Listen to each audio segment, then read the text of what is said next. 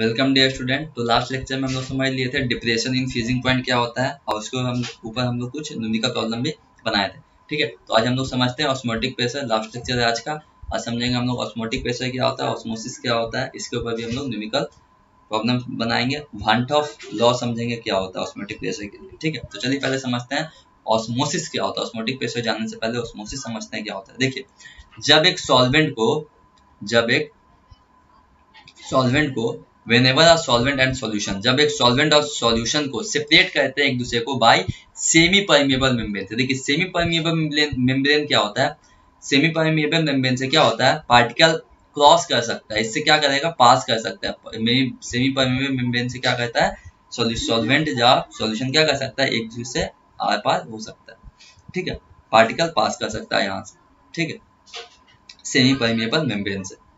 ठीक है, तो जब भी एक सॉल्वेंट और सॉल्यूशन को सेपरेट करते हैं एक दूसरे से बाय सेमी परमिएबल मेम्ब्रेन, तब क्या होता है, जब सॉल्वेंट और सॉल्यूशन को, देखिए एक सेमी परमिएबल मेम्ब्रेन है, ये क्या है, semi permeable membrane, semi permeable membrane.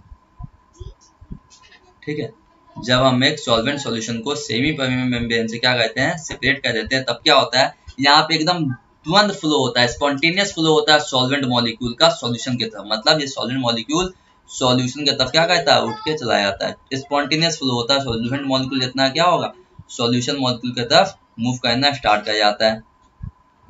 ठीक है, जब उसको हम लोग सॉल्वेंट और सॉल्यूशन और सॉल्वेंट को हम सेमी परमिएबल मेम्ब्रेन से क्या करते हैं, सेपरेट करते हैं, तो सॉल्वेंट जो मॉलिक्यूल है वो सॉल्यूशन की तरफ क्या करता है, स्पॉन्टेनियस फ्लो कर जाता है सॉल्यूशन की तरफ। हेंस यही जो स्पॉन्टेनियस फ्लो होता है सॉल्वेंट मॉलिक्यूल का टुवर्ड सॉल्यूशन की तरफ, सॉल्वेंट मॉलिक्यूल का सॉल्यूशन की तरफ फ्लो होना इस सेमी परमिएबल मेम्ब्रेन से, उसी को हम लोग क्या बोलते हैं, ऑस्मोसिस बोलते हैं। ठीक है, बात समझ में आया। जब हम एक सॉल्वेंट और सॉल्यूशन को सेपरेट करते हैं एक दूसरे से सेमी परमिएबल मेम्ब्रेन से, तब क्या होता है, यहाँ पे स्पॉन्टेनियस फ्लो होता है सॉल्वेंट मॉलिक्यूल का सॉल्यूशन की तरफ, है ना। ये जो स्पॉन्टेनियस फ्लो है सॉल्वेंट मॉलिक्यूल का सॉल्यूशन की तरफ सेमी परमिएबल मेम्ब्रेन के थ्रू, इसी को हम लोग ऑस्मोसिस बोलते हैं। क्लियर है, बात समझ में आया। अच्छा, सॉल्वेंट मॉलिक्यूल सॉल्यूशन की तरफ फ्लो कर रहा है। अच्छा ठीक है, अब हमको सॉल्वेंट मॉलिक्यूल को सॉल्वेंट सॉल्यूशन की तरफ फ्लो नहीं होने देना है। हमको ये सॉल्वेंट मॉलिक्यूल सॉल्यूशन की तरफ नहीं आए, तो उसके लिए क्या करना होगा, हमको यहाँ से प्रेशर अप्लाई करना होगा, मतलब खुद से हाइड्रोस्टेटिक प्रेशर अप्लाई करना होगा, जिसके वजह से ये सॉल्वेंट मॉलिक्यूल सॉल्यूशन की तरफ नहीं आएगा। सॉल्यूशन धक्का मारेगा उसको कि नहीं आने देना, इधर भागेगा, मतलब सॉल्वेंट की तरफ रहेगा, सॉल्यूशन की तरफ ही रहेगा।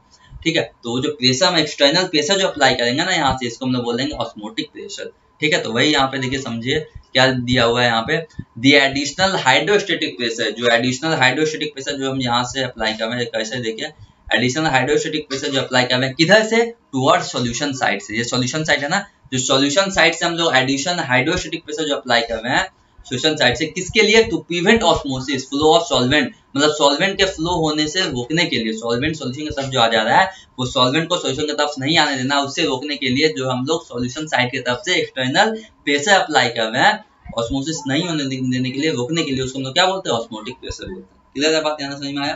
तो ऑस्मोटिक प्रेशर क्या होता है, जो एडिशनल हाइड्रोस्टेटिक प्रेशर हम सॉल्यूशन साइड से अप्लाई कर रहे हैं, जिसके वजह से सॉल्वेंट का फ्लो रुक जाए या ऑस्मोसिस रुक जाए, नहीं हो ऑस्मोसिस, उसको हम लोग क्या बोलते हैं, ऑस्मोटिक प्रेशर बोलते हैं। क्लियर है बात, तो हम लोग कहाँ से, यहाँ से देंगे, इसको हम लोग बोलेंगे एक्सटर्नल प्रेशर। क्लियर है बात। चलिए, अब यहाँ तो समझ में आ गया ऑस्मोसिस क्या होता है, ऑस्मोटिक प्रेशर क्या होता है। ठीक है, अब हम लोग समझते हैं वांट ऑफ, एक साइंटिस्ट है, वो क्या दिए, ऑस्मोटिक प्रेशर के ऊपर कुछ लॉ दिए। देखिए पहला लॉ क्या दिया, वो दी ऑस्मोटिक प्रेशर, जो ऑस्मोटिक प्रेशर होगा सॉल्यूशन का, वो डायरेक्टली प्रोपोर्शनल होगा मोलर कंसंट्रेशन के। मोलर कंसंट्रेशन से किससे क्या होगा, डायरेक्टली प्रोपोर्शनल होगा जब टेम्परेचर क्या रहे, कांस्टेंट रहेगा। तो मतलब ये है कि पाई को डिनोट करते हैं, ऑस्मोटिक प्रेशर किससे डिनोट करेंगे, पाई से। पाई जो है वो डायरेक्टली प्रोपोर्शनल होगा मोलर कंसंट्रेशन के। ठीक है, मोल पर लीटर में जो कंसंट्रेशन दिया हुआ है, मोलर कंसंट्रेशन के डायरेक्टली प्रोपोर्शनल होगा क्या, ऑस्मोटिक प्रेशर, जिसमें क्या कांस्टेंट रहेगा, जब temperature is constant, when temperature is T is constant, जब टेम्परेचर कांस्टेंट होगा। क्लियर है बात, पहला लॉ ये बोले वांट ऑफ लॉ। ठीक है, इसी का मॉडिफाइड फॉर्म में हम उसमें नहीं जाएंगे, बॉयल्स लॉ भी यहाँ से निकल सकता है। जैसे कि देखिए ऑस्मोटिक प्रेशर, जैसे कि pi directly proportional to C है, तो osmotic pressure directly proportional to molar concentration है, तो यहाँ पे जैसे पाई बाय सी करेंगे तो कांस्टेंट आ जाएगा, कांस्टेंट है ना, कांस्टेंट आ जाएगा यहाँ पे। ठीक है, हम लोग जानते हैं जैसे कि कंसंट्रेशन क्या होता है, number of mole unit volume, N by V में होता है। अगर नंबर ऑफ मोल को मान लेते हैं 1, तो सी इज इक्वल टू क्या हो जाएगा, 1 बाई वी हो जाएगा, है ना। सी इज इक्वल टू क्या हो जाएगा, 1 बाई वी। तो हम इस पाई की जगह पे पाई डायरेक्टली प्रोपोर्शनल टू सी की जगह पे 1 बाई वी कर देंगे। तो देखिए ये पाई क्या है, प्रेशर है, वी क्या है, वॉल्यूम। मतलब ये एक्चुअली क्या है, जनरली बॉयल्स लॉ को समझा रहा है ना। मतलब pressure inversely proportional to volume, क्या होता है, बॉयल्स लॉ ही में ना होता है ये। तो बस ये बात को बोलना चाह रहा है, ठीक है। तो इसलिए इसका दूसरा नाम ये भी बोल सकते हैं, Boyle's van't of law for osmotic pressure. समझ में आ रहा है बात। तो इसमें बारे में नहीं जानना है, बस यहाँ पे जान के रखिए, जो क्वेश्चन जहां से बनेगा उसको समझिए। फर्स्ट लॉ क्या बोलता है, osmotic want of law osmotic pressure क्या बोलता है, ऑस्मोटिक प्रेशर का बोलता है, ऑस्मोटिक प्रेशर जो होता है सॉल्यूशन का, वो डायरेक्टली प्रोपोर्शनल होता है मोलर कंसंट्रेशन, जब हम टेंपरेचर को कांस्टेंट रखते हैं। मतलब पाई डायरेक्टली प्रोपोर्शनल टू सी, जहां पे पाई क्या डिनोट कर रहा है, ऑस्मोटिक प्रेशर को, सी क्या डिनोट कर रहा है, मोलर कंसंट्रेशन। क्लियर है। अब देखिए सेकंड लॉ क्या बोला, the osmotic pressure of a solution, जो ऑस्मोटिक प्रेशर है सॉल्यूशन का, वो प्रोपोर्शनल है किसके, टेम्परेचर के, जब कंसंट्रेशन को कांस्टेंट रखा गया। ठीक है, मतलब ये बोला गया ऑस्मोटिक प्रेशर जो है पाई डायरेक्टली प्रोपोर्शनल टू क्या है, टेम्परेचर, व्हेन जब क्या कांस्टेंट रखा गया, व्हेन कंसंट्रेशन इज कांस्टेंट, जब कंसंट्रेशन को कांस्टेंट रखा गया। क्लियर है बात। अब देखिए हम लोग पहला लॉ से समझ में आ गया। फ्रॉम फर्स्ट लॉ हम लोग जानते हैं क्या, osmotic pressure directly proportional to concentration when T is constant, when temperature is constant। दूसरा क्या जाने हम लोग, osmotic pressure directly proportional to temperature when concentration is constant, when concentration is constant। अब हम इन दोनों को मिक्स कर, दोनों इक्वेशन को यूज करते हैं कंबाइनिंग above टू इक्वेशन। तो कंबाइन कर देते हैं दोनों टू इक्वेशन को, कंबाइनिंग above टू इक्वेशन, इन दोनों इक्वेशन को कंबाइन कर देते हैं। तो क्या आ जाएगा, pi is equal to pi directly proportional to C into T. देखिए पाई डायरेक्टली प्रोपोर्शनल टू क्या, कंसंट्रेशन इंटू टेम्परेचर। ठीक है, pi directly proportional to C into T. ठीक है, अच्छा अब यहाँ पे ये प्रोपोर्शनलिटी का साइन को जब हम हटाएंगे तो क्या आएगा, मेरा कांस्टेंट आएगा, गैस कांस्टेंट। मतलब पाई इज इक्वल टू क्या आ जाएगा, इसको कांस्टेंट आएगा, मतलब R C T.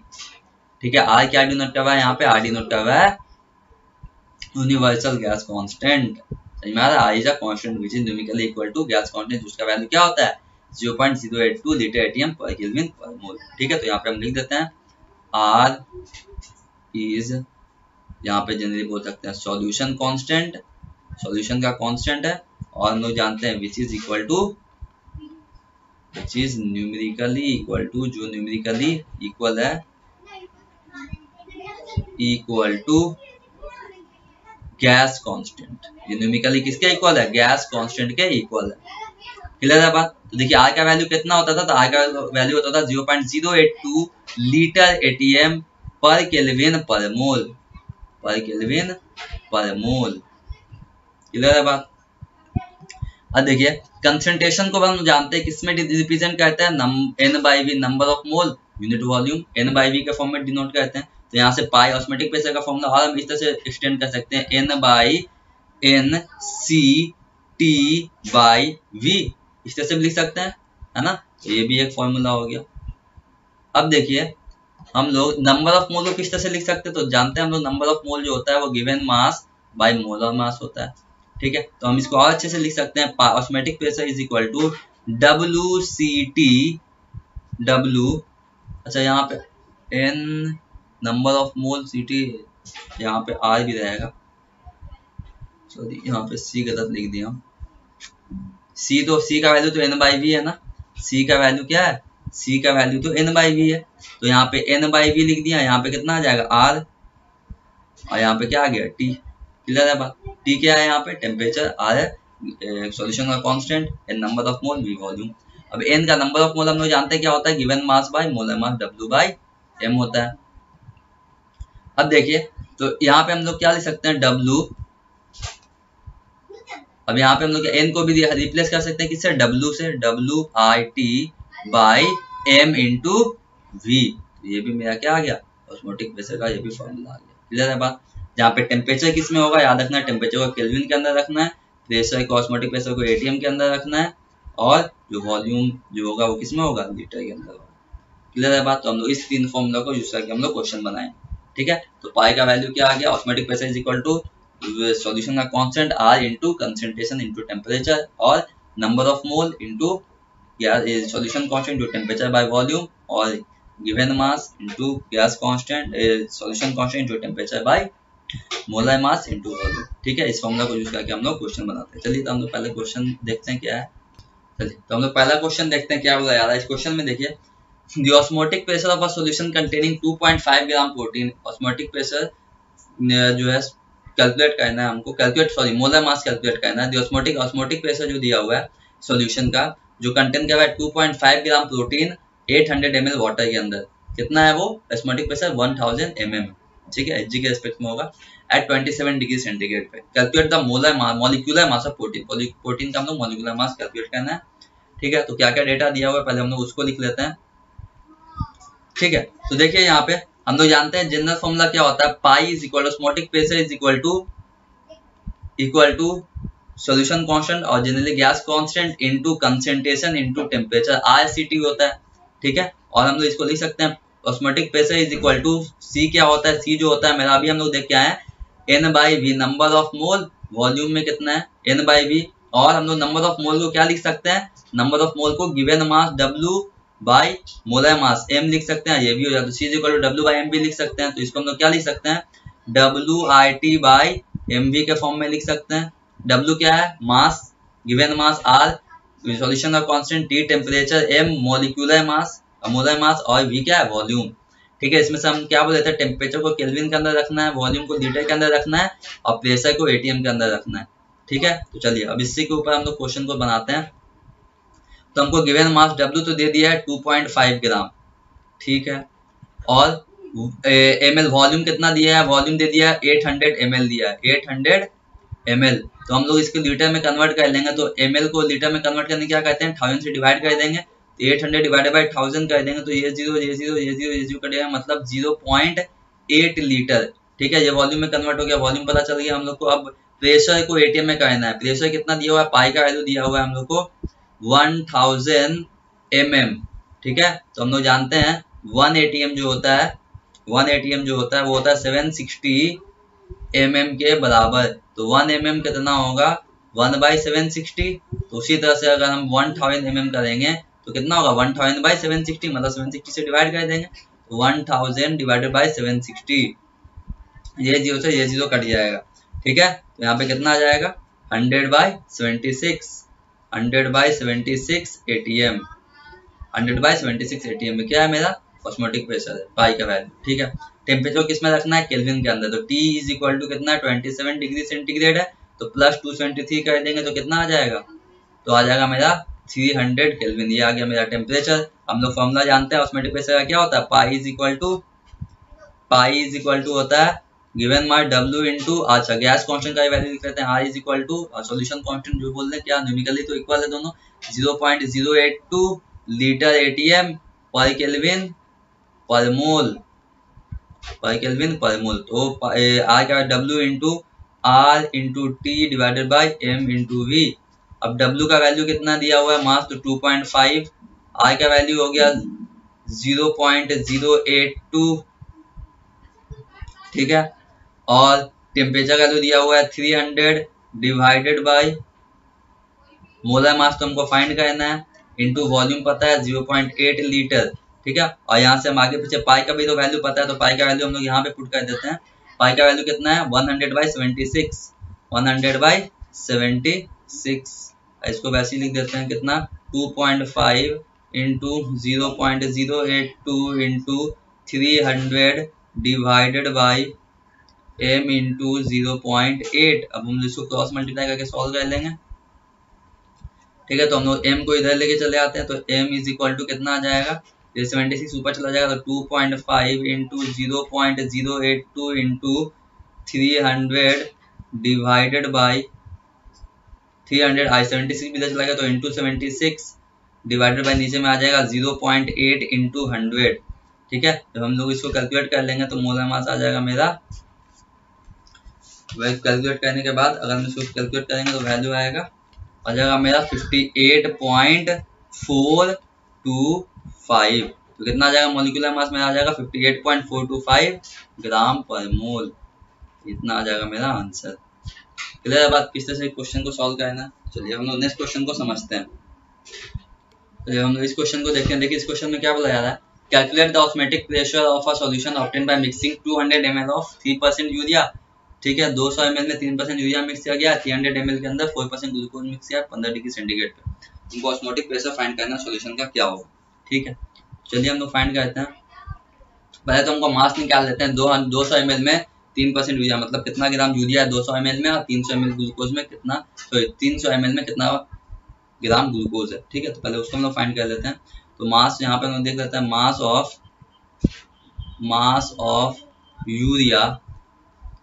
Of urea in 200 ml solution, 200 ml solution के अंदर कितना मास यूरिया का प्रेजेंट है। तो देखिए किस तरह से निकालेंगे, परसेंटेज का फॉर्म में दिया हुआ था 200 इंटू 3/100 कर देंगे। परसेंटेज जो 200 का 3% निकालेंगे कितना है, 1 2 ये कट गया, मतलब 6 ग्राम कितना प्रेजेंट है 200 ml सॉल्यूशन के अंदर, 6 ग्राम यूरिया प्रेजेंट है। ठीक है, उसी तरह से 300 ml सॉल्यूशन के अंदर मास ऑफ ठीक है glucose, mass of glucose in 300 ml solution, 300 ml solution के अंदर कितना ग्लूकोज है। तो देखिए 300 का 3%, 3 इंटू 4 है ना, 4% है यहाँ पे, तो 4/100 कर देंगे तो मतलब 12 ग्राम। तो 300 ml के अंदर 12 ग्राम, 400 ये 0 कट गया, 432 12 ग्राम ग्लूकोज प्रेजेंट। क्लियर है बात यहाँ तक। अच्छा वॉल्यूम कितना है, वॉल्यूम तो हम लोग को पता है, टोटल वॉल्यूम कितना हो जाएगा। देखिए 2 सॉल्यूट था, क्या था, एक यूरिया था एक ग्लूकोज था। ठीक है, तो टोटल पहले तो हम लोग ये फाइंड कर लेते हैं इसका टोटल वॉल्यूम कितना है। तो वॉल्यूम पहले हमने वॉल्यूम इज इक्वल टू देखिए 300 ml है, ये 200 ml कितना होगा टोटल 500 ml, तो 500 ml इसको हम लोग लीटर के अंदर कन्वर्ट कर लेंगे तो 500 डिवाइडेड बाई 1000 कर देंगे तो कितना आ जाएगा 10 ये कट गया, 5 2 मतलब 0.5 लीटर, 0.5 लीटर मेरा वॉल्यूम आ गया। टेम्परेचर कितना है देखिए 15 डिग्री सेंटीग्रेड, तो 273 कर देंगे ऐड, 273 प्लस 15 आ जाएगा मेरा कितना 288 केल्विन मेरा टेम्परेचर आ गया। ठीक है बात यहाँ तक। अच्छा आर का वैल्यू हम लोग को पता है क्या, आर का वैल्यू यूनिवर्सल ये सॉल्यूशन का कांस्टेंट कितना है और 0.082 लीटर एटीएम पर केल्विन पर मोल। ठीक है, ये है हम लोग को आर का वैल्यू पता है, इसलिए हम लोग फाइंड कर लेते हैं। अब नंबर ऑफ मोल, सॉल्यूट का नंबर ऑफ मोल कितना है वो फाइंड कर लेते हैं। 2 सॉल्यूट है यूरिया ग्लूकोज है ना, हम लोग फाइंड कर लेते हैं number of mole of solute. Number of mole of solute कितना है, number of mole of solute. तो देखिए यूरिया का अभी हम लोग लास्ट लेक्चर में यानी कि डिप्रेशन इन फ्रीजिंग पॉइंट में भी इस तरह क्वेश्चन किए थे। Number of mole of solute क्या हो गया, तो given mass, number of mole of solute मतलब n का value given mass bye 2 solute है ना यहाँ पे, पहले यूरिया का निकाल लेते हैं। यूरिया का गिवन मास कितना है 6 ग्राम, given mass by molecular mass कितना होता है यूरिया का मॉलिक्यूलर मास होता है क्या होता है 60 होता है, जैसे NH2CO NH2 होता है ना general molecular formula NH2CO NH2, ये मॉलिक्यूलर फॉर्मूला होता है ना यूरिया का। ठीक है, तो इसका मोलर मास अगर हम निकालेंगे कैलकुलेट करेंगे तो देखिए नाइट्रोजन 2 है, हाइड्रोजन 4 है, कार्बन 1 है, ऑक्सीजन 1 है, तो 14 2 से कितना जाएगा 28, कार्बन का 14 होता है, ये हो गया 4 प्लस 12 प्लस 16 ऐड कर देंगे तो आ जाएगा 60, तो 60/6/60। ठीक है, ये क्या है 60 क्या है मॉलिक्यूलर मास है किसका यूरिया का। ठीक है, प्लस और गिवन मास कितना दिया हुआ है देखिए ग्लूकोज का, तो 12 डिवाइडेड बाय कितना है इसका हो गया, ग्लूकोज का कितना होता है, ग्लूकोज का जनरल फॉर्मूला देखिए मॉलिक्यूलर फॉर्मूला C6H12 वो 6 होता है ना। ठीक है, इसका जब हम लोग निकालेंगे मॉलिक्यूलर मास तो इसका मॉलिक्यूलर मास आता है 180। ठीक है 180। ठीक है, अब देखिए इसका जब नंबर ऑफ मोल हम कैलकुलेट कर लेंगे, कैलकुलेटर के अंदर इसका हम लोग वैल्यू निकाल लेंगे, डाल करके वैल्यू तो आ जाएगा मेरे पास, आप लोग डाल कीजिएगा तो आएगा देखिएगा 0.166 साथ में आप लोग बनाते हुए चलिए क्वेश्चन को, तो number of mole of solute आ गया 0.166। ठीक है, अब हम लोग जानते हैं ऑस्मोटिक प्रेशर जो होता है वो क्या होता है, वो होता है RCT, R गैस कांस्टेंट और सॉल्यूशन कांस्टेंट बोल सकते हैं। C कितना है, C है मेरा कंसंट्रेशन, T क्या है टेम्परेचर। अब यहाँ पे पाई इज इक्वल टू हम लोग जानते हैं सी क्या होता है, सी जो होता है कंसंट्रेशन होता है number of mole by volume. तो यहाँ पे मेरा फॉर्मूला आ सकता है NIT/V। ठीक है, वो क्या कैलकुलेट करना है, पाई का वैल्यू ऑस्मोटिक हीट प्रेशर तो कैलकुलेट करना है। तो pi is equal to number of mole of solute कितना है 0.166, यहाँ पे पुट कर देंगे 0.166 इंटू आर का वैल्यू कितना है 0.082, यहाँ पे पुट कर देंगे 0.082। टेम्परेचर कितना है देखिए टेम्परेचर 288, यहाँ पे पुट कर देंगे 288 डिवाइडेड बाय वॉल्यूम कितना है देखिए, तो वॉल्यूम कितना है मेरे पास 0.5 लीटर, तो यहाँ पे 0.5 पुट कर देंगे। मेरा जो ऑस्मोटिक प्रेशर वो आ जाएगा कैलकुलेट करिएगा, वैल्यू डालिएगा कैलकुलेटर के अंदर, तो मेरा वैल्यू आएगा 7.84 ATM, 7.84 ATM। तो ये हो गया मेरा क्या आंसर। क्लियर है बात किस तरह से क्वेश्चन को सॉल्व करना है। ठीक है, ml में दिया हुआ है तो पहले परसेंटेज करके परसेंटेज में सॉल्व करके उसका क्या करेंगे मास निकाल लेंगे। ठीक है, 200 ml सॉल्यूशन के अंदर कितना ग्राम यूरिया है, तो 200 अगर 3% यूरिया कंटेंट का है 200 ml के अंदर, तो 3% निकाल लेंगे कितना आ जाएगा, मतलब 6 ग्राम। समझ में आ रहा है बात। चलो हम लोग नेक्स्ट क्वेश्चन को समझते हैं। चलिए तो देखिए हम लोग इस क्वेश्चन को समझते हैं। देखिए इस क्वेश्चन में क्या बोला जा रहा है, the osmotic pressure of a solution at 127 degree centigrade is 150 mm। ठीक है, ऑस्मोटिक प्रेशर जो एक सॉल्यूशन का 127 डिग्री सेंटीग्रेड पे वो 150 mm है। द सॉल्यूशन आफ्टर डाइल्यूशन, जब सॉल्यूशन को डाइल्यूशन कर दिया गया। अच्छा यहाँ पे अब नया इस चीज पे ध्यान देना है, डाइल्यूशन क्या होता है। डाइल्यूशन एक ऐसा प्रोसेस है जिसमें नंबर ऑफ सॉल्यूट क्या होता है डिक्रीज हो जाता है सॉल्यूशन के अंदर। Dilution is the process in which number of solute is decreases in the solution. Solution के अंदर क्या होता है नंबर ऑफ सॉल्यूट क्या होता है डिक्रीज कर जाता है। ऐसे एग्जांपल के तौर पे प्रैक्टिकल एग्जांपल समझिए, 100 ml वाटर के अंदर 100 ml वाटर के अंदर आप 20 ग्राम शुगर मिक्स किए हैं। ठीक है, तो ये जो मीठा रहेगा वाटर अच्छा मतलब अच्छा शरबत रहेगा, पीने लायक रहेगा। ठीक है, मतलब मीठा पानी अच्छा लगेगा। ठीक है, अब वही समझिए 1 लीटर या 2 लीटर वाटर के अंदर, मतलब 2 लीटर मतलब 2000 ml वाटर के अंदर हम 20 ग्राम शुगर को मिक्स करेंगे तो क्या इसका इफेक्ट नजर आएगा, नहीं नजर आएगा। मतलब क्या कह दिया, नंबर ऑफ सॉल्यूट क्या हो गया, यहाँ पे जो शुगर है वो कम हो गया। समझ में आ रहा है बात, यही डाइल्यूशन होता है। मतलब नंबर ऑफ सॉल्यूट क्या होता है डिक्रीज किया जाता है सॉल्यूशन के अंदर। ठीक है, डाइल्यूशन करने पर मतलब सॉल्वेंट का अमाउंट क्या दिया जाता है, बढ़ा दिया जाता है। समझ में आ रहा है बात, तो क्लियर है डाइल्यूशन क्या हो गया। ठीक है, तो डाइल्यूशन करने पे डाइल्यूशन किया गया, आफ्टर डाइल्यूशन कितना पे डाइल्यूशन कर दिया गया, तो 500 केल्विन टेम्परेचर पे एग्जर्ट किया हुआ है प्रेशर कितना 600 mm। ठीक है, how many time this solution is diluted, मतलब सॉल्यूशन कितना बार डाइल्यूट किया गया होगा वो हमको फाइंड कर लेना है। ठीक है, तो चलिए क्वेश्चन को सॉल्व करते हैं। देखिए तरीका किस तरह से करते हैं, आपको प्रैक्टिस शीट के अंदर इस तरह क्वेश्चन नजर आएगा, वहां से आप लोग क्वेश्चन सॉल्व कीजिएगा। ठीक है, करवाने का बात नहीं है, प्रैक्टिस शीट के अंदर जिस तरह क्वेश्चन हम करवा रहे हैं उस तरह क्वेश्चन, थोड़ा सा डिफरेंट क्वेश्चन भी होगा वहां पे आप सॉल्व कीजिएगा। ठीक है, आंसर भी दिया हुआ रहेगा उसके अंदर। ठीक है, चलिए क्वेश्चन को समझते हैं। सपोज कीजिए लेट मान लेते हैं हमको कितना दिया हुआ है, ऑस्मोटिक प्रेशर तो दिया हुआ है 150 mm। तो पहले हम जनरल वे में लिख लेते हैं, लेट कर लेते हैं, let pi 1 and pi 2 be the osmotic pressure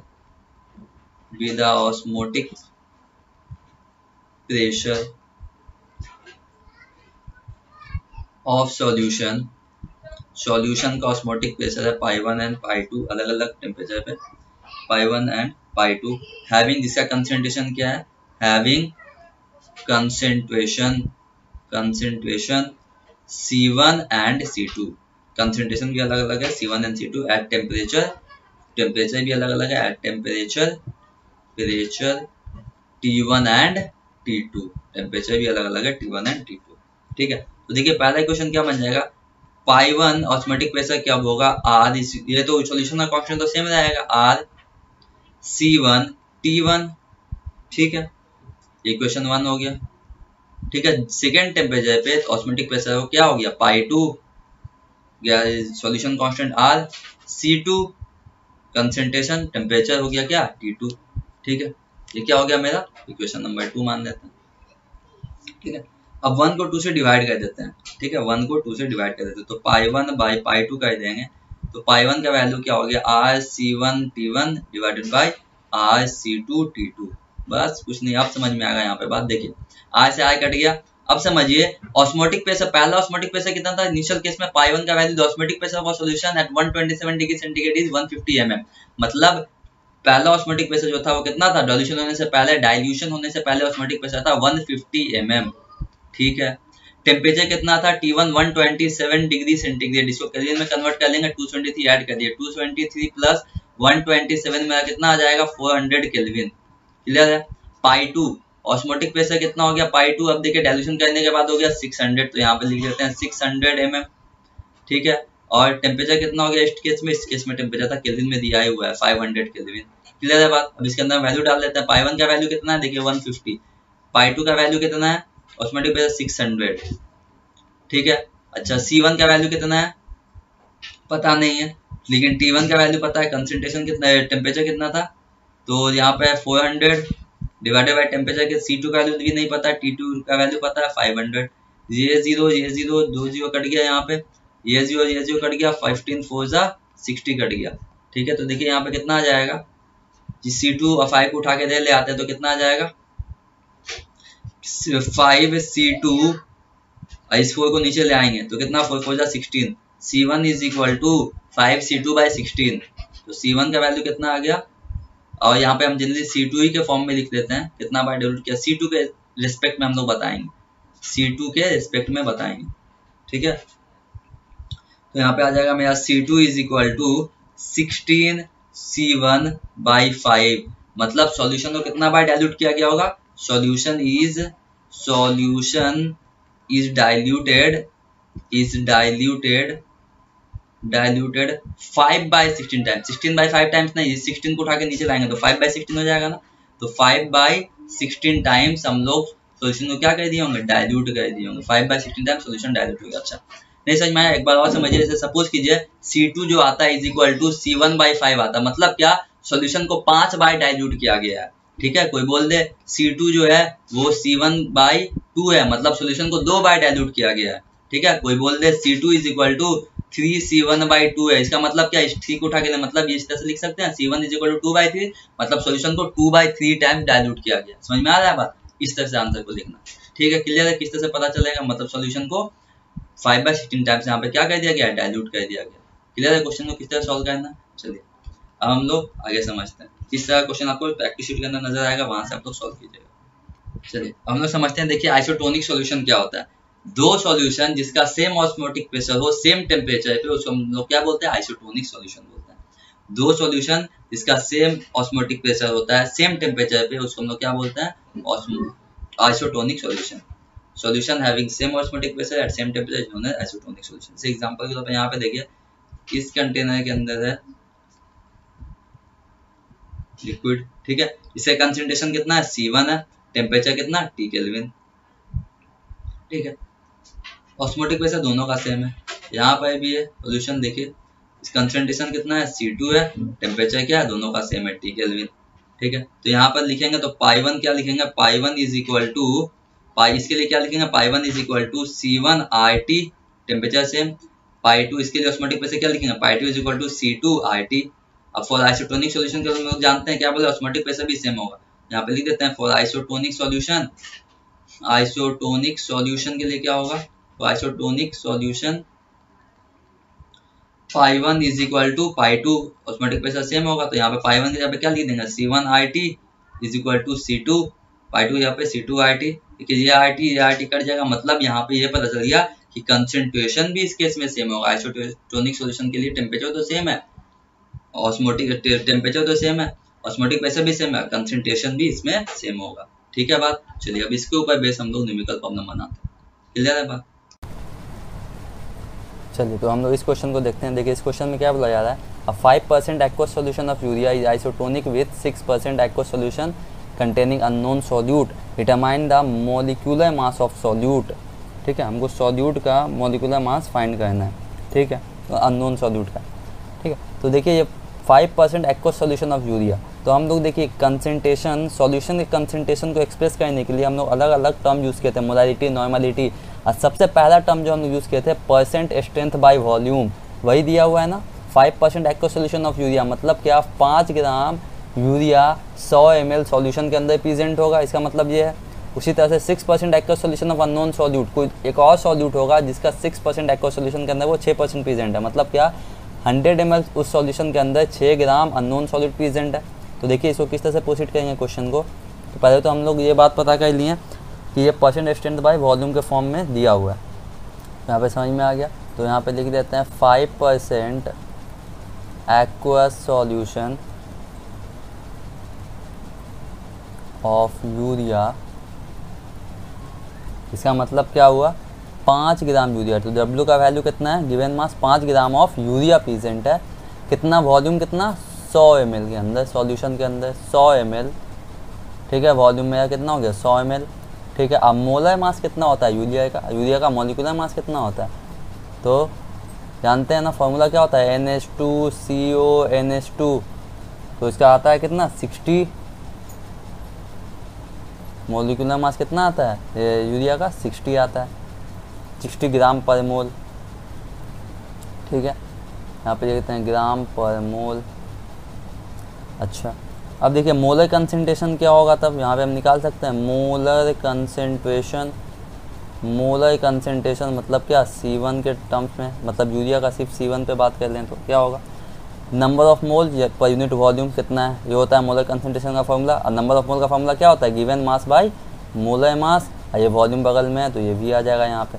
और गिवन मास कितना है, तो 5 gram divided by molecular mass कितना है, तो 60 ग्राम पर मोल है, तो यहाँ पे पुट करेंगे 60। अब वॉल्यूम कितना है 100 है, लेकिन किस में है, ml में है, 100 ml में, तो लीटर में कन्वर्ट करने के लिए क्या करना होगा, 58 से डिवाइड करना होगा, ठीक है। 58 से डिवाइड कर दिए लीटर में कन्वर्ट करने के लिए ml को, ठीक है। अब यहाँ से देखिए 1 0 1 0 1 0 2 0, ये 3 0 ये 3 0 कट गया यहाँ पे, तो कितना आ गया 5/6 मोल, 5/6 मोल पर लीटर। ये हो गया मेरा मोलर कंसंट्रेशन, क्लियर है बात। अच्छा, अब अननोन सॉल्यूट का देखें, 6% aqueous solution containing unknown solute, ठीक है। अननोन सॉल्यूट का 6% एक्वस सॉल्यूशन, तो यहाँ पे लिख देते हैं 6% aqueous solution of unknown solute, unknown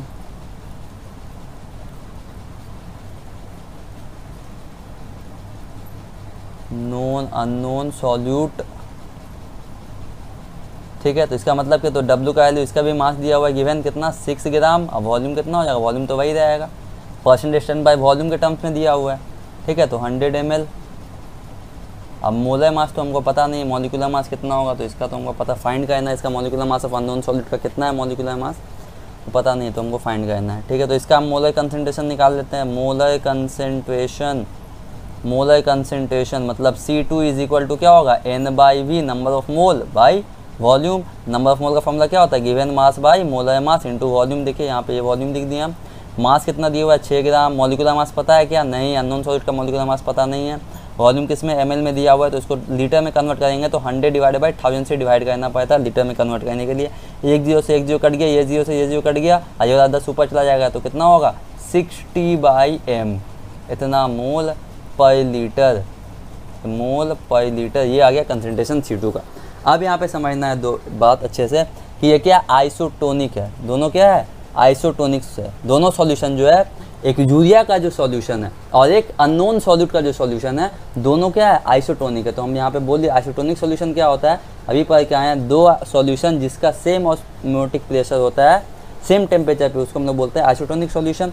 तो आइसोटोनिक सॉल्यूशन के केस में हम लोग ये भी देखे थे कि दोनों जब आइसोटोनिक ऑस्मोटिक प्रेशर सेम होता है तो कंसंट्रेशन भी क्या होता है, सेम होता है। तो यहाँ पे सीधा सा बात क्या हम लिख सकते हैं, फॉर आइसोटोनिक सॉल्यूशन के लिए डायरेक्ट लिख देंगे, for isotonic solution, isotonic solution के लिए हम लोग लिख सकते हैं जो C1 है मेरा वो C2 के बराबर होगा, मतलब कंसंट्रेशन ऑफ 1, ठीक है, molar concentration of 1 solution is equal to molar concentration of second solution C2। क्योंकि ऑस्मोटिक प्रेशर सेम है, मतलब कि आइसोटोनिक सॉल्यूशन है, ये दोनों सीधा सीधा बात बोल दिया गया, ठीक है, जो भी हम लोग थोड़ा देर पहले देखें। अब C1 का वैल्यू क्या है, यहाँ पे पुट कर देते हैं 5/6, और C2 का वैल्यू कितना है, C2 का वैल्यू है 60/m। यहाँ पे क्रॉस मल्टीप्लाई करके हम लोग इसको सॉल्व कर लेंगे, तो यहाँ पे आ जाएगा मेरा m को इधर लेके चले जाएंगे, ये 6 ऊपर चला जाएगा, तो m इज इक्वल टू आएगा 60 × 6/5। ये 5 से 60 चला जाएगा 12 में, तो 12 × 72, मतलब 72 ग्राम पर मोल। इधर मोलर मास ऑफ व्हाट, 72 ग्राम पर mole is the molar mass of unknown solute. Molecular mass कितना हो गया अननोन सॉल्यूट का 72 ग्राम पर मोल। क्लियर है बात। इस तरह क्वेश्चन को किस तरह समझ सॉल्व करना है, तो इस तरह क्वेश्चन एग्जाम में नजर आएगा। ठीक है, अब हम लोग एक और टाइप का क्वेश्चन समझते हैं। ठीक है, फिर हम लोग कॉलिगेटिव प्रॉपर्टी समझेंगे। अब देखिए इस क्वेश्चन में क्या बोला जा रहा है, at 25 degree centigrade the osmotic pressure of a blood is 4.98 ATM। ठीक है, 25 डिग्री सेंटीग्रेड पे ऑस्मोटिक प्रेशर जो है ब्लड का वो है 4.98 ATM। Calculate the amount of glucose, कितना अमाउंट ऑफ ग्लूकोज हम डिजोल्व करेंगे 500 ml वाटर के अंदर जो ब्लड के साथ क्या है आइसोटोनिक है। मतलब मेरा ग्लूकोज जो है ब्लड के साथ वो आइसोटोनिक है। ठीक है, आइसोटोनिक मतलब क्या, ऑस्मोटिक प्रेशर क्या होगा, ब्लड का जो ऑस्मोटिक प्रेशर होगा वही में ऑस्मोटिक प्रेशर ग्लूकोज का भी होगा। कहानी यहीं पे समझ में आ गया। तो अब यहाँ पे हम लाइन लिख लेते हैं किस तरह सॉल्व करना है वो देखिए। तो as the solution of glucose isotonic with blood, जैसे कि as the solution of glucose is isotonic with blood, blood के साथ क्या है वो आइसोटोनिक है ग्लूकोज का सॉल्यूशन। तो हम यहाँ पे बोल सकते हैं कि ऑस्मोटिक प्रेशर जो ब्लड का है वही मेरा ग्लूकोज का हो, क्योंकि वो आइसोटोनिक है। तो पाई इज इक्वल टू क्या है ऑस्मोटिक प्रेशर जो है वो 4.98। अच्छा, कितना अमाउंट ऑफ ग्लूकोज हमको डिजोल्व करना है, तो हमको W का वैल्यू तो पता नहीं है गिवन मास, लेकिन मॉलिक्यूलर मास ग्लूकोज का पता है क्या। मॉलिक्यूलर मास ऑफ ग्लूकोज कितना होता है C6, ग्लूकोज का फॉर्मूला C6H12O6। कैलकुलेट कीजिएगा, है ना। 12 एक कार्बन एटम का मोलर मास होता है 12, तो 12 × 6 प्लस हाइड्रोजन का 1 × 12 प्लस ऑक्सीजन का होता है कितना 16 × 6। जब कैलकुलेट करेंगे तो मेरा आ जाएगा 180। ठीक है, तो यहाँ पे आ गया मॉलिक्यूलर मास कितना हो गया ग्लूकोज का 180। ठीक है, तो यहाँ पे लिख देते हैं 180 ग्राम पर mole is the molecular mass of glucose.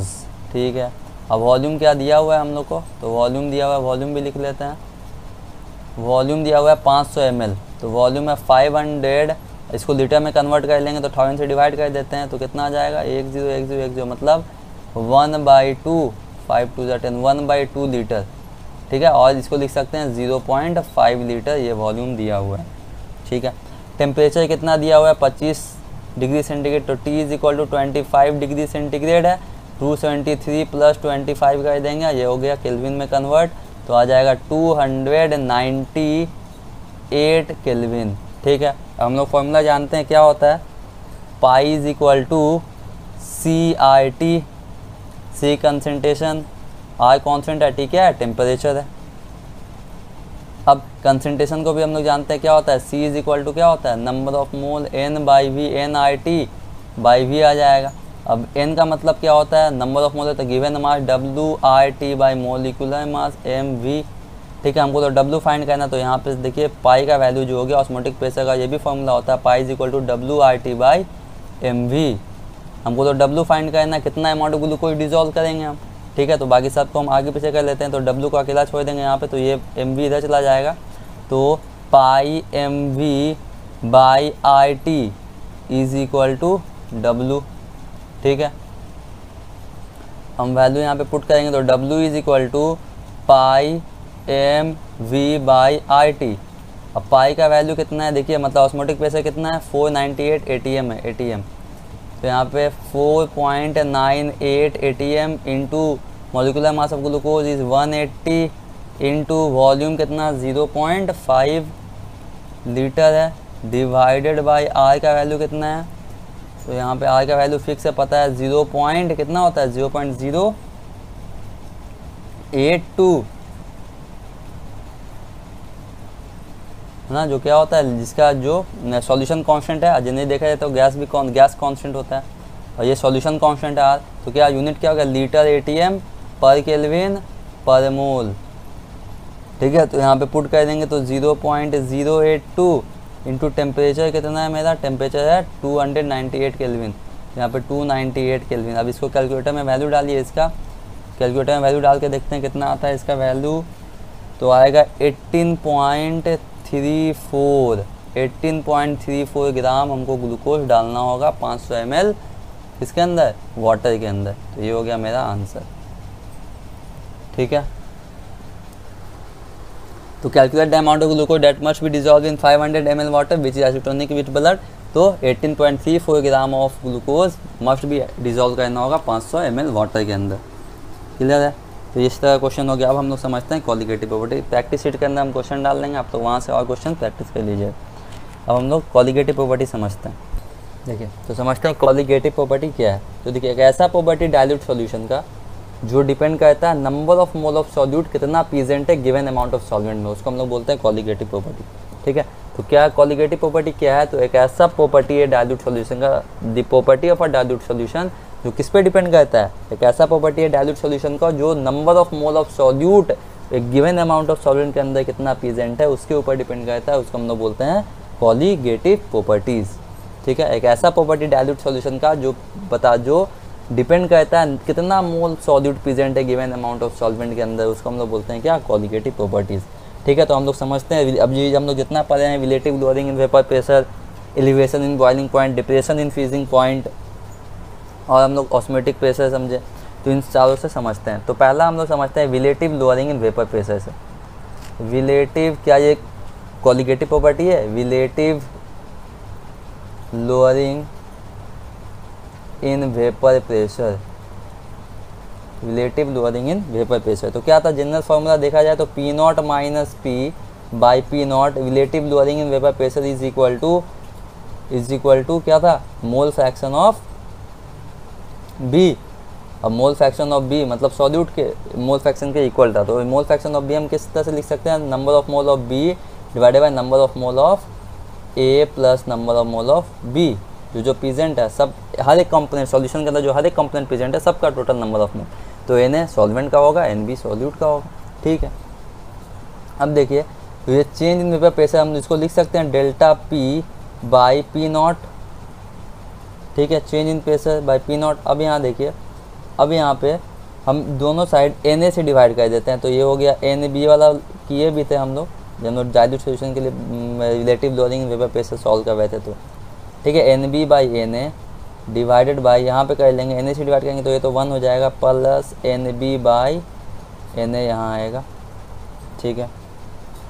यहाँ देखिए फॉर डाइल्यूट सॉल्यूशन के लिए, फॉर आर डाइल्यूट सॉल्यूशन के लिए हम लोग को समझ में आ रहा है क्लियर है कि number of mole of A मतलब सॉल्वेंट का कंसंट्रेशन क्या होगा? ज़्यादा होगा, तो मोल ज़्यादा होगा। तो यहाँ पे NB जो होगा वो टू मच लेस होगा, बहुत कम होगा as compare to number of mole of A के सॉल्वेंट के कंपेयर में। तो NB बाई N1 जो होगा, NB बाई Na वो टू मच लेस देन आएगा 1 के, 1 से बहुत कम आएगा। तो हम लोग यहाँ से बोल सकते हैं बाइनोमियल थ्योरम के हिसाब से 1 plus NB by Na is equal to, और इसको नियरली इक्वल टू 1 मान लेते हैं। ठीक है। तो ये क्या आ जाएगा? Delta P by P naught, delta P by P naught relative lowering in vapour pressure is equal to number of mole of solute NB by number of mole of solvent Na। ठीक है। अब यहाँ पे देखिए तो इसको लिख सकते हैं, और delta P divided by P naught is equal to NB को NB डिवाइडेड बाई इसका सॉल्वेंट के मास, सॉल्वेंट के मोल किस तरह तो हो सकते हैं? गिवन मास, तो WA हम मोलर मास कर देंगे ऊपर में, तो आ जाएगा क्या? MA molar mass of solvent A। तो देखिए यहाँ पे क्या डाइल्यूट सॉल्यूशन कॉलिगेटिव प्रॉपर्टी क्या होता है? फिर से देखिए तो एक ऐसा प्रॉपर्टी डाइल्यूट सॉल्यूशन का जो डिपेंड करता है number of mole of solute एक गिवन अमाउंट ऑफ सॉल्यूट में कितना प्रेजेंट है। ठीक है। तो क्या relative lowering in vapour pressure number of mole of solute के ऊपर डिपेंड कर रहा है? तो हाँ देखिए relative lowering in vapour pressure जो है number of mole of solute के ऊपर डिपेंड कर रहा है। तो क्या ये कॉलिगेटिव प्रॉपर्टी है? Relative lowering in vapour pressure colligative property है? तो आंसर क्या होगा? हाँ, relative lowering in vapour pressure is a colligative property. तो यहाँ पे हम लोग लाइन लिख लेंगे, as relative lowering in vapour pressure of a solution depend कर रहा है, जो रिलेटिव लोअरिंग जो है वेपर प्रेशर का सॉल्यूशन का वो number of mole of solute के ऊपर डिपेंड कर रहा है, जो प्रेजेंट है गिवन अमाउंट ऑफ सॉल्वेंट में उसके ऊपर डिपेंड कर रहा है। तो ये क्या है? Hence it is a colligative property. तो यहाँ पे हम एक लाइन लिख देते हैं। तो देखिए हम वही लाइन यहाँ पे लिख दी, as relative lowering in vapour pressure of a solution depend on number of mole of solute present in given amount of solvent, hence it is a colligative property. Number of mole of solute के ऊपर depend कर रहा है, जो solvent के अंदर present है उसको हम लोग क्या बोलते हैं, कोलिगेटिव प्रॉपर्टी। ठीक है, रिलेटिव लोडिंग वेपर प्रेशर क्या है, कोलिगेटिव प्रॉपर्टी। दूसरा जो है वो क्या है, elevation in boiling point. Elevation in boiling point, ये भी कोलिगेटिव प्रॉपर्टी है, एलिवेशन इन बॉइलिंग पॉइंट। हम जब चैप्टर पढ़ा रहे, जब इस सब पार्ट पढ़ा रहे थे elevation in boiling point, freezing point, तो ये बताए थे कोलिगेटिव प्रॉपर्टी के बारे में थोड़ा सा, है ना, कि ये कोलिगेटिव प्रॉपर्टी है। ठीक है, तो समझ में आएगा अभी। एलिवेशन इन बॉइलिंग पॉइंट ये भी कोलिगेटिव प्रॉपर्टी है, ये भी number of mole of solid के ऊपर डिपेंड करता है। तो देखिए क्या फॉर्मूला होता है एलिवेशन इन बॉइलिंग पॉइंट का, delta T B is equal to K B into M, है ना, मोलैलिटी। अब देखिए इसको क्या हम लिख सकते हैं, के बी, मोलैलिटी क्या होता है, number of mole of solute N B into 1000 divided by mass of solvent. क्या, एलिवेशन इन बॉइलिंग पॉइंट। देखिए चेंज इन बॉइलिंग पॉइंट, जो एलिवेशन जो बढ़ गया है बॉइलिंग पॉइंट, वो क्या वो number of mole of solute के ऊपर डिपेंड कर रहा है, एन बी के ऊपर। हाँ बिल्कुल कर रहा है। तो यहाँ से हम क्या बोल सकते हैं कि एलिवेशन इन बॉइलिंग पॉइंट भी क्या है मेरा, कोलिगेटिव प्रॉपर्टी है। तो यहाँ पर हम डायरेक्ट बोल दें डेल्टा टी बी जो है एलिवेशन इन बॉइलिंग पॉइंट, वो डायरेक्टली प्रोपोर्शनल है number of mole of solute के। तो hence elevation in boiling point of a solution is a colligative property. लिख देते हैं, hence elevation in boiling point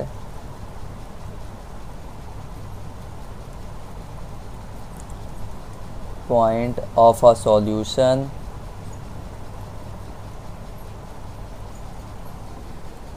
is a colligative property।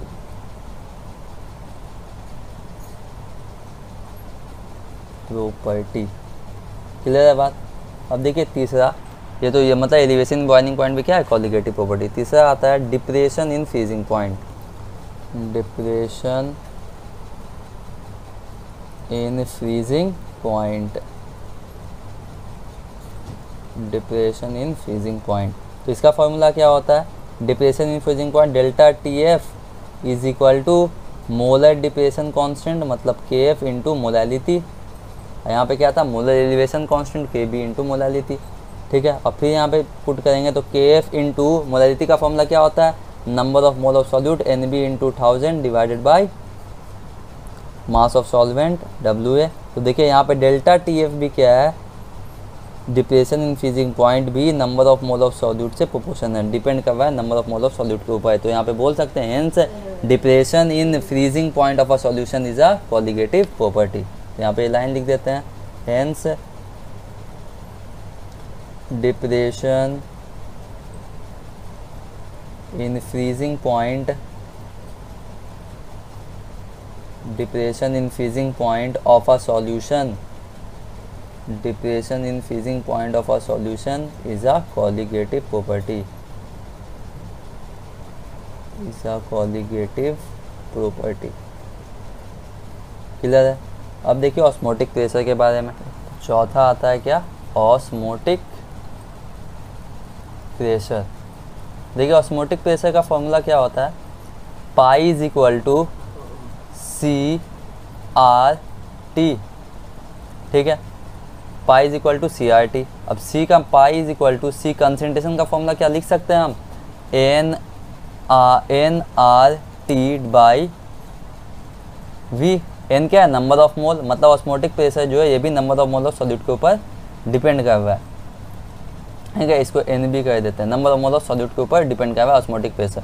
तो osmotic pressure भी क्या है, हेंस ऑस्मोटिक प्रेशर